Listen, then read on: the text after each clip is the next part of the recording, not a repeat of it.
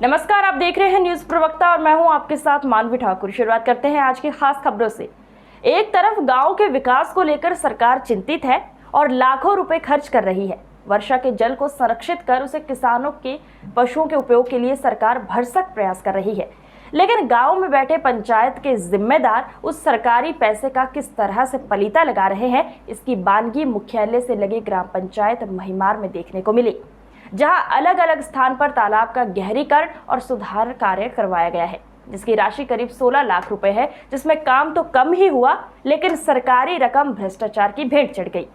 मामला है उमरिया जिले के ग्राम पंचायत महिमार का, जहां रोजगार गारंटी योजना के तहत 3 तालाब का गहरीकरण और सुधार कार्य कराया जाना था, जिससे बरसात के पानी का उपयोग किसान कर सके, लेकिन यहां सरपंच, सचिव और जनपद के अधिकारियों ने मिलकर करीब 16 लाख रुपए का बंदरबांट कर लिया, जिसके बाद अब ग्रामीणों ने जांच की मांग की है।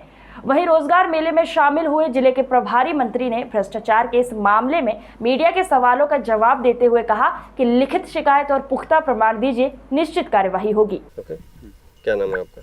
रामजी तिवारी। कहाँ के? महिमार। क्या आरोप लग रहे हैं तालाब निर्माण? आरोप तालाब निर्माण में ये है कि भाई जो राशि स्वीकृत हुई है उस स्वीकृत राशि के मुताबिक कार्य नहीं कराया गया है। यहीं की मिट्टी खुदाई गई है, यहीं मेड़ में डलाई गई है, वो भी पुरानी मेड़ थी, मेड़ के ऊपर मिट्टी डला दी गई है। खोदी गई मिट्टी जो दिख रही है वो जो राशि स्वीकृत है उसके मुताबिक नहीं है। पत्थर जो भी पिचिंग कराए गए हैं वो पत्थर पुराने पत्थर हैं और उन्हीं पत्थरों को निकालवा करके वो पुनः उस पत्थर को जमवा दिया गया है। पत्थर का लेयर जो बना हुआ है वह भी जहाँ से बनना चाहिए वो वहाँ से लेयर भी नहीं लगाया गया है। कितने लाख का घोटाला है?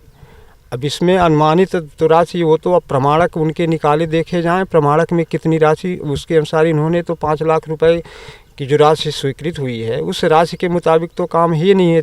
देखने में जो अंदाज़ा लग रहा है मुश्किल से तो ये 1 लाख सवा लाख का काम दिख रहा है। अब बाकी राशि अब कैसे उन लोगों के द्वारा कैसे उसको समाहित की गई है या कैसे उसका जो है प्रमाणक तैयार करके और उसकी राशि की पूर्ति की गई है। इस बात की शिकायत आप लोगों ने कहीं करी है क्या? इस बात की शिकायत अभी तो शायद कहीं जन सुनवाई में दिया गया है, जन सुनवाई में दिया गया है तो अभी तक तो कोई जांच अधिकारी। अब यहाँ के जो पंचायत के जो पदाधिकारी होंगे, सरपंच सेक्रेटरी है, जो भी है पंचायत के पदाधिकारी, जो निर्माण एजेंसी होगी वही करेगी, दूसरा तो अब कोई करेगा नहीं। जो इस तालाब की निर्माण एजेंसी है वही करेगी। मिलन सिंह। कहाँ के? महिमार। ये तालाब निर्माण को लेकर के क्या आरोप लगा रहे हैं आप लोग? ये फर्जी है, ये काम इतना हुआ ही नहीं। 5 लाख का पत्थर नाजायज लगे हैं, मिट्टी कम निकली है, मेड़ सही नहीं है। इससे क्या नुकसान है, क्या फायदे हैं बताइए? इससे सिर्फ नुकसान और नुकसान किसी को नहीं, पर पब्लिक को है, क्योंकि पानी यहाँ नहीं रुकता है, साधन में गड़बड़ी है। कितनी राशि का काम कराया गया जी? कितनी राशि? 5 लाख में। क्या लगता है 5 लाख हो गया काम? नहीं, ये लाख रुपए का काम है। अरे पत्थर है जो? अरे पत्थर वत्थर तो ये पहले से लगे थे, पुराने उस टाइम हम थे जी। कितना पुराना होगा? अरे ये तो हम जब पैदा नहीं भरा है तब के रहा है। प्रशासन के पास जन सुनवाई में शिकायत भी हुई है। नहीं, आपने मेरे ध्यान में लाए हो, अगर मेरे ध्यान में लाए हो तो अगर जन शिकायत में आई है तो मैं भी कलेक्टर को निर्देश करूंगा, उसकी जांच होगी और उस पर कार्रवाई होगी। यूपी के जिला शाहजहांपुर में जनता ने फिर एक बार भाजपा के प्रत्याशी सुरेश खन्ना को बड़ी जीत दिलवाई है। शाहजहांपुर के लिए अच्छे काम करते आ रहे सुरेश खन्ना ने यूपी में वर्ल्ड रिकॉर्ड बनाया। एक ही जगह से 9वीं बार बने विधायक सुरेश खन्ना ने शाहजहांपुर में बेहतरीन काम और जनता को कभी निराश नहीं किया। इसलिए शाहजहांपुर की जनता ने इस बार शाहजहांपुर सीट से विधायक खन्ना को ही भारी मतों से जीत दिलवाई। उनके काम को देखते ही यूपी के दूसरी बार मुख्यमंत्री योगी आदित्यनाथ ने इकाना स्टेडियम में 25 मार्च को शपथ ग्रहण के दौरान सुरेश खन्ना को मंत्री पद शपथ दिलवाई। सूबे के मुख्यमंत्री योगी आदित्यनाथ ने अपने मंत्रियों को 100 दिन का टारगेट दिया है।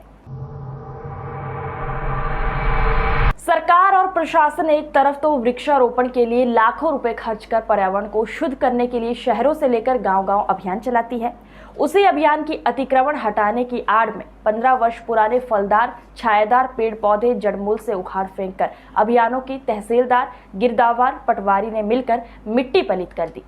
मामला चीताखेड़ा गांव में शासकीय भूमि पर अतिक्रमणकारियों द्वारा अतिक्रमण कर रखे, जिनको हटाने के लिए तहसीलदार द्वारा कुछ को तो नोटिस जारी किए गए, लेकिन कुछ को नोटिस जारी नहीं किए गए। अवैध रूप से कर रखे मकान निर्माण पर विगत दिनों पूर्व अतिक्रमणकर्ता की गैर मौजूदगी में बुलडोजर चलवाकर मकान जमींदोज कर दिए गए, जिसमें पालतू जानवर बतख मलबे में दब जाने से मर गई।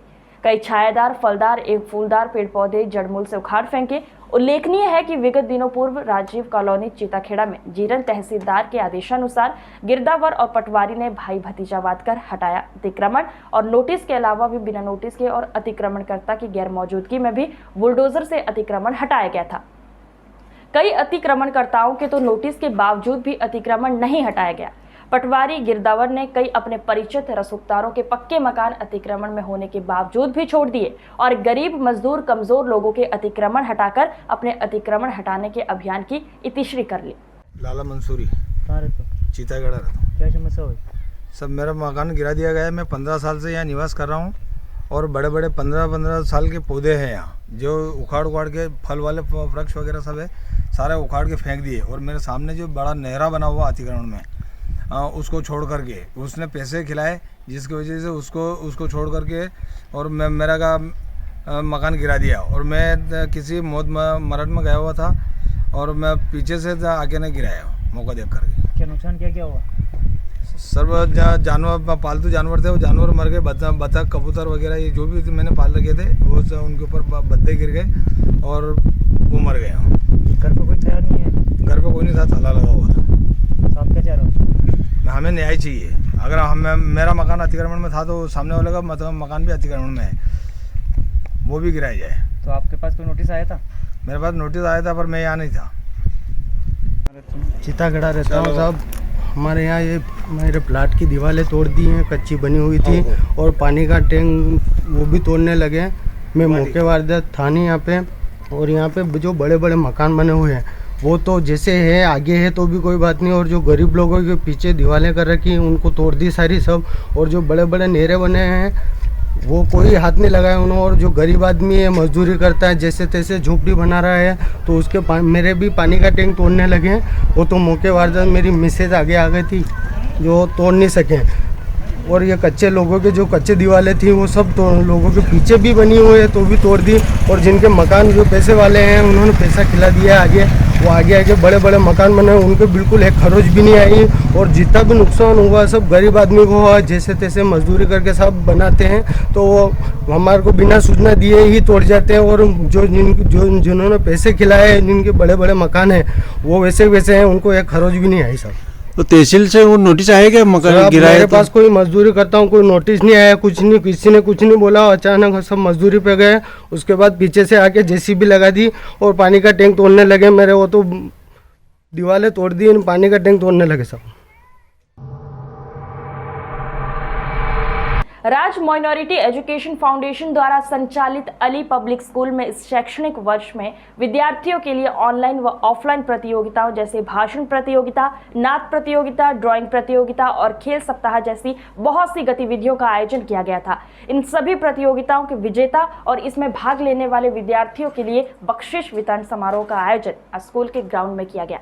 अभिभावक अली पब्लिक स्कूल मुफ्ती मोहम्मद अशफाक साहब कासमी की अध्यक्षता में आयोजित इस बख्शीश वितरण समारोह में मंजूर नदीम साहब, मुख्तार शेख, अंजुमन अनवार उल इस्लाम जूनियर, मोहम्मद रफीक, डॉक्टर फयाज अंसारी और सैयद मोहसिन अली मुख्य अतिथि उपस्थित थे। कार्यक्रम के आरंभ में संस्था सचिव डॉक्टर जुबैर नदीम ने लॉकडाउन की कठिन परिस्थिति में नन्हे विद्यार्थियों को ऑनलाइन शिक्षा देने वाले स्कूल के सभी अध्यापकों और पालकों की सराहना की। इस कार्यक्रम को सफल बनाने में स्कूल की मुख्य अध्यापिका फिरदौस जमाल के साथ Rizwana madam, Sumaiya Tasneem madam, Anjum madam, Mohammad Muzammil, Kashif Khan और रेहाना बाजी ने प्रथम प्रयास किए। औज़ुबिल्लाहि मिनश शैतानिर रजीम, बिस्मिल्लाहिर रहमानिर रहीम। आज अली पब्लिक स्कूल बालापुर में प्राइस डिस्ट्रीब्यूशन सेरेमनी रखी गई थी।